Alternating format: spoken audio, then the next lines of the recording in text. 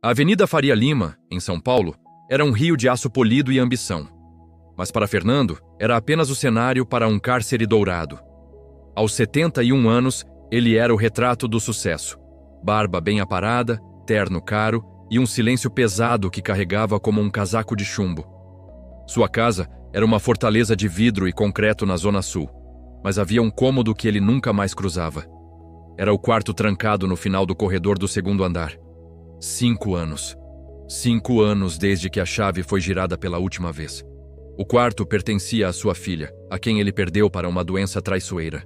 Dona Marta, a governanta, uma mulher austera com a lealdade talhada em pedra, tentava diariamente trazer a vida de volta àquele homem. Ela entrava na sala de jantar e via Fernando apenas mexendo o café. Ele não via a piscina cintilante, nem os pássaros da manhã. Ele via apenas sombras. Dona Marta perguntava se ele precisava de algo, com a voz baixa. Ele apenas balançava a cabeça, um não mudo que se repetia a cada manhã. A verdade é que a dor de Fernando havia se tornado um luxo, um fardo que ele se recusava a largar. Enquanto a dor habitava os palacetes, a luta habitava o asfalto quente. Helena tinha apenas 9 anos, mas seus olhos azuis claros já tinham a profundidade da experiência. Ela não brincava no parquinho, ela trabalhava. No movimentado cruzamento da Faria Lima com a Juscelino Kubitschek, Helena vendia balas e chicletes. Seu uniforme era um vestido puído, mas limpo, e seu escritório era o canteiro central cheio de fuligem. Ela não estava ali por um trocado para sorvete. Ela estava ali porque sua mãe, Ana, estava em casa, debilitada, esperando uma cirurgia cardíaca que custava uma fortuna que eles jamais poderiam pagar. Cada bala vendida era um tijolo na muralha que protegeria sua mãe. Cada não, obrigada, era uma pontada de frustração. Mas Helena não desistia. Ela tinha a urgência silenciosa de quem entende o que significa a vida por um fio. Um dia chuvoso, o trânsito parou de vez.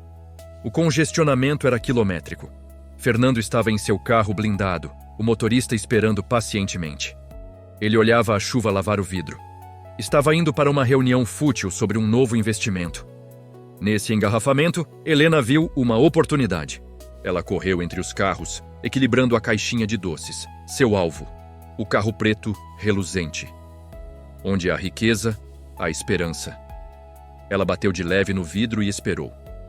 O motorista hesitou, mas Fernando fez um gesto com a mão para que ele abrisse a janela apenas um pouco. O ar frio do ar-condicionado colidiu com a umidade da rua. A menina estendeu a caixinha. Fernando mal a olhou. Ele alcançou a carteira, tirou uma nota de R$ 50 e tentou entregá-la. O motorista disse: "Ela só quer a esmola, senhor", mas Helena balançou a cabeça, recusando. "Não, moço, eu quero que o senhor pegue a bala. Eu trabalho. Eu não peço." Fernando parou. A nota ainda estava na ponta de seus dedos. Nenhuma criança que pedia esmola naquele cruzamento jamais recusava dinheiro sem dar o produto. Ele olhou verdadeiramente para a menina. Os olhos dela eram do mesmo azul cobalto que ele tentava esquecer.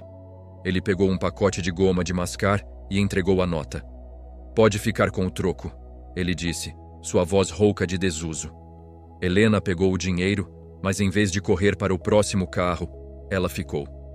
"Obrigada, senhor. Que Deus ilumine seu dia." Naquele momento, algo se moveu dentro de Fernando. Algo que estava duro e frio há anos. Não era a gratidão pelo dinheiro, era a dignidade implacável daquela menina em querer ser justa. No dia seguinte, Fernando pediu ao motorista para pegarem o mesmo caminho, no mesmo horário. Ele sabia que o trânsito estaria lento. E Helena estava lá. Ele comprou um pacote de doces e dessa vez perguntou: "Por que você trabalha tanto na chuva?" Helena hesitou. Ela nunca falava de sua mãe. Mas a gentileza inesperada de Fernando a desarmou. "Preciso de dinheiro para o hospital. Minha mãe precisa de uma cirurgia." "É muito cara, senhor." Fernando sentiu um choque. "O que você tem feito?" "Eu vendo tudo o que posso. E rezo. Rezo muito." A conversa durou apenas o tempo que o sinal ficou aberto, mas foi o suficiente para quebrar a rotina de luto de Fernando. ele começou a parar ali todos os dias, não apenas para dar dinheiro, mas para ouvi-la. Ele descobriu que a mãe dela, Ana, era uma enfermeira que havia se esgotado trabalhando dobrado para pagar dívidas antigas até que o coração dela não aguentou. Ele descobriu que Helena fazia sua lição de casa à noite, à luz fraca, e cuidava da mãe. A força de Helena era um espelho invertido da fraqueza que ele sentia. Ele tinha todo o dinheiro do mundo, mas era incapaz de salvar sua própria filha. Helena, que não tinha nada, lutava com unhas e dentes para salvar a dela. Fernando começou a trazer lanches para Helena. Não eram sanduíches finos, mas o pão de queijo da padaria favorita de sua falecida esposa. Dona Marta notou a mudança. O rosto de Fernando, embora ainda melancólico, tinha uma faísca nova. Ele parava de manhã na cozinha e pedia uma garrafa de água mineral extra, ou perguntava se havia alguma maçã sobrando para dar a uma criança. Dona Marta ficou desconfiada. Ela conhecia a cidade. Crianças na rua, muitas vezes, eram usadas. Ela temia que alguém estivesse se aproveitando da fragilidade de seu patrão. Um dia, ela o seguiu. De longe, viu Fernando interagir com a menina no sinal. Viu a troca de olhares.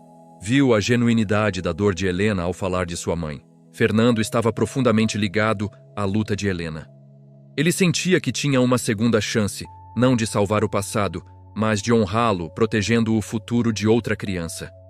Ele pensava em sua filha, que também era uma menina cheia de vida, roubada cedo demais. Ele olhou para a rua e pensou: o destino tem caminhos misteriosos. Se você acredita que o destino une as pessoas certas, digite destino nos comentários agora. A situação da mãe de Helena piorou subitamente. O hospital avisou que a cirurgia não podia mais esperar. Era agora, ou talvez nunca. O custo, que já era alto, havia disparado por conta da urgência. Helena estava desesperada. Naquele dia, ela estava no sinal com os olhos vermelhos, sem vender nada, apenas chorando silenciosamente, a caixinha de balas caída no chão. Quando Fernando parou, ele viu imediatamente. "O que houve, minha querida?" Helena engasgou, incapaz de falar. Ela mostrou um papel amassado. Era a carta do hospital com o valor final e a data limite. Fernando pegou o papel. Era um valor que faria a maioria das famílias definhar por uma vida. Para ele, era uma quantia significativa, mas acessível. O problema não era o dinheiro. O problema era se ele permitiria a si mesmo voltar a se importar, voltar a arriscar o coração. "Eu vou ajudar você, Helena. Eu prometo." Naquela noite, a notícia chegou à mansão. Fernando estava estranho, agitado. Dona Marta o confrontou na biblioteca. "Senhor Fernando, o senhor precisa ter cuidado. Essa menina, essa situação... O senhor está em um momento vulnerável. Não deixe que explorem sua bondade." Fernando olhou para Dona Marta, mas pela primeira vez, ele não viu o fantasma de sua dor. Ele viu a vida em jogo. "Dona Marta, a única coisa que exploraram em mim nos últimos 5 anos foi a culpa. Essa menina me devolveu a vontade de respirar. Mas o senhor vai doar uma fortuna a uma desconhecida da rua?" Fernando se levantou. "Eu não vou doar a uma desconhecida. Eu vou salvar a mãe de uma menina que me lembra de tudo o que perdi." Ele caminhou pelo corredor até o 2º andar. Parou em frente à porta trancada. Dona Marta assistia, chocada, da base da escada. Ninguém entrava ali. Fernando tirou a chave do bolso e a inseriu na fechadura. O clique do trinco ecoou pela casa como um tiro. O quarto estava exatamente como sua filha o havia deixado. O cheiro de lavanda e livro antigo invadiu o ar. A cama desfeita, o violão encostado na parede, os cadernos na escrivaninha. Em uma moldura sobre a mesa estava a foto da menina, sorrindo. O nome era gravado na base: Helena. Fernando desabou em uma cadeira, chorando pela primeira vez em anos. Mas não era um choro de dor vazia. Era um choro de conexão. "Minha filha", ele sussurrou para a foto. "Eu não pude salvar você, mas talvez eu possa salvar a família de outra Helena. Eu sei que você gostaria disso." Ele ligou para seu advogado e deu as instruções.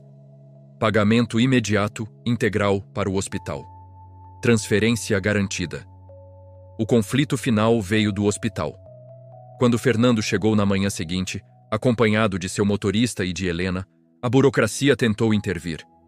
Eles queriam comprovações, garantias e questionaram a doação repentina. Mas Fernando, o magnata que passou anos escondido, ressurgiu com toda a sua autoridade.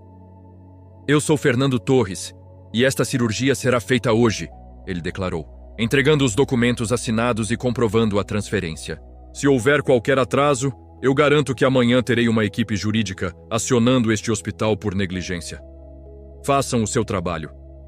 A força de sua convicção era inegável.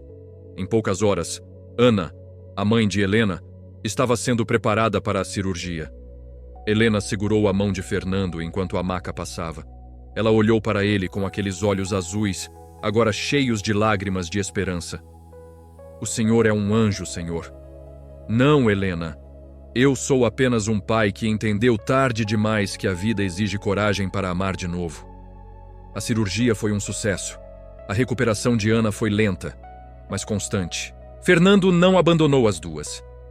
Ele pagou o aluguel atrasado, providenciou um tratamento médico completo para Ana e garantiu que Helena tivesse tudo o que precisava para estudar. Ele não as adotou legalmente, mas se tornou a figura paterna e protetora que elas precisavam. Ele as visitava regularmente e, pela primeira vez, o dinheiro dele não era um fardo, mas uma ferramenta de redenção. A casa de Fernando ganhou vida. Ele reabriu o quarto de sua filha, não para lamentar, mas para honrar. Agora, ele mantinha ali os brinquedos que comprava para Helena, a criança que ele encontrou no asfalto e que o resgatou da escuridão. Dona Marta observava a transformação com um sorriso sutil. O senhor Fernando estava vivo. Um dia, Helena chegou à mansão para estudar e correu para abraçar Fernando. Obrigada por tudo, papai Fernando. Minha mãe está tão feliz. Fernando a abraçou forte, sentindo o calor da vida que ele havia perdido e reencontrado. A fortuna, o prestígio, os anos de trabalho duro, nada se comparava àquele abraço de uma menina que ele mal conhecia, mas que o tinha salvado. Ele percebeu que o amor nunca é desperdiçado, apenas se transforma. E sua segunda chance havia chegado na forma de uma menina de 9 anos vendendo balas no sinal. Se esta história tocou seu coração, deixe seu like e compartilhe com quem é sua verdadeira família.